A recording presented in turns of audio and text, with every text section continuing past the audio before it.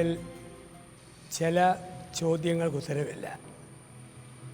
എത്ര ആലോചിച്ചാലും ഉത്തരം കിട്ടാത്ത ചില കാര്യങ്ങളുണ്ട്.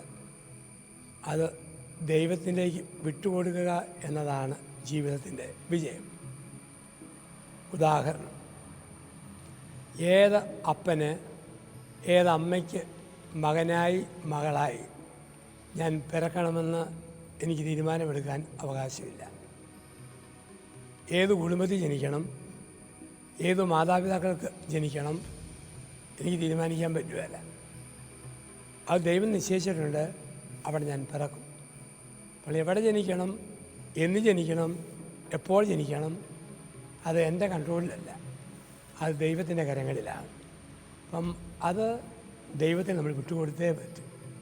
പറഞ്ഞാൽ കേൾക്കൂ, ഇതുകൂടി കുടുംബത്തിൽ ജനിച്ചു പോയല്ലോ, ഇതുകൂടി അപ്പനെ കിട്ടിയല്ലോ, അമ്മയെ കിട്ടിയല്ലോ, പരാതി പറയാൻ, പരിഭവം പറയാൻ നമുക്ക് അവകാശമില്ല.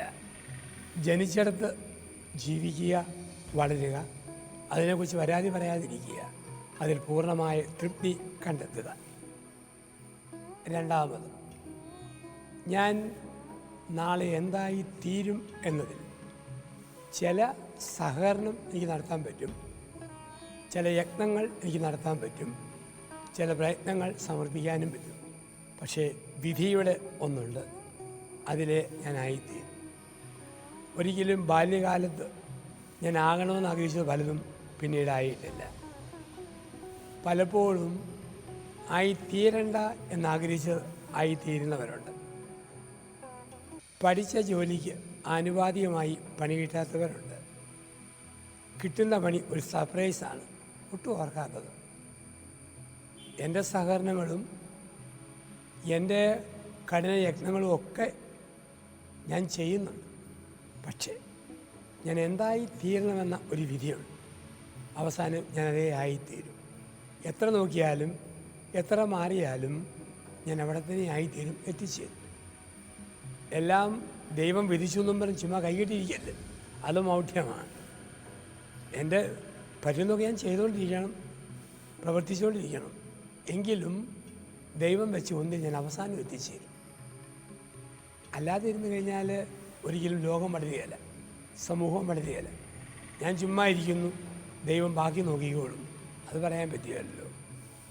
അപ്പോൾ ഒന്ന്, എവിടെ ജനിക്കണം, ആരുടെ സന്തതിയായി ജനിക്കണം, ദൈവം നിശ്ചയിച്ചത്. ഞാൻ എന്തായി തീരണമെന്നും ദൈവനിശ്ചയമുണ്ട്. അതിനോട് ചേർന്നുള്ള എൻ്റെ സഹകരണം, അതാണ് എനിക്ക് ചെയ്യാൻ പറ്റുന്നത്. മൂന്നാമത്, ജീവിതത്തിൽ ഉത്തരവില്ലാത്ത ഒന്ന്, എൻ്റെ ജീവിത പങ്കാളി ആര് എന്നുള്ളതാണ്. തിരുവനന്തപുരംകാരൻ ചെറുക്കന് കാസർഗോഡുകാരി പെണ്ണ്, കോട്ടയംകാരി പെണ്ണിന് കോയമ്പത്തൂരുകാരൻ ചെറുക്കൻ. ആരും ആലോചിച്ചിട്ടില്ല.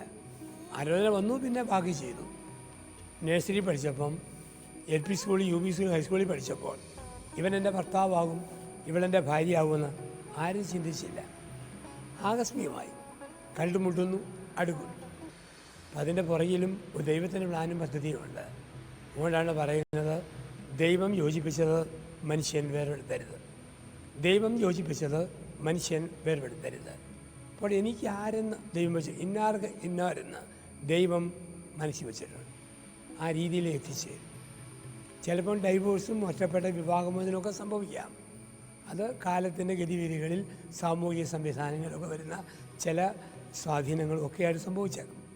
പക്ഷെ അടിസ്ഥാനപരമായി എനിക്ക് ഒരു പുരുഷനെ ദൈവം കരുതിയിട്ടുണ്ട്, എനിക്കൊരു സ്ത്രീയെ ദൈവം കരുതിയിട്ടുണ്ട്. അത് എവിടെ, എപ്പോൾ, എങ്ങനെയെന്ന് ദൈവത്തിനെ അറിയൂ. അതുകൊണ്ടാണ് കല്യാണം വേണ്ടാന്ന് പറഞ്ഞ ഒരാൾക്ക് പെട്ടെന്നൊരാലോചന, വളരെ പെട്ടെന്ന് ആ കല്യാണം അങ്ങ് നടന്നു. കല്യാണം നടത്താൻ വേണ്ടി ഒരുപാട് ഒരുങ്ങി നടന്നു, ചോർത്ത കല്യാണം നടക്കുന്നില്ല. അപ്പോൾ ജീവിത പങ്കാളി എവിടുന്ന് ആരെന്ന് ഒരു ദൈവനിശ്ചയമാണ്. അതിനോട് എനിക്ക് സഹകരിക്കാനേ പറ്റൂ, പരിഭവിക്കാനോ പരാതി പറയാനോ പറ്റിയല്ല. നാലാമത് ഉത്തരവില്ലാത്ത ചോദ്യമാണ് മനുഷ്യൻ്റെ മരണം എപ്പോഴെന്ന്. മനുഷ്യൻ്റെ മരണം എവിടെയെന്ന്, എപ്പോഴെന്ന് നമുക്ക് ഉത്തരവില്ല. ഒരു സമയത്തത് വരും.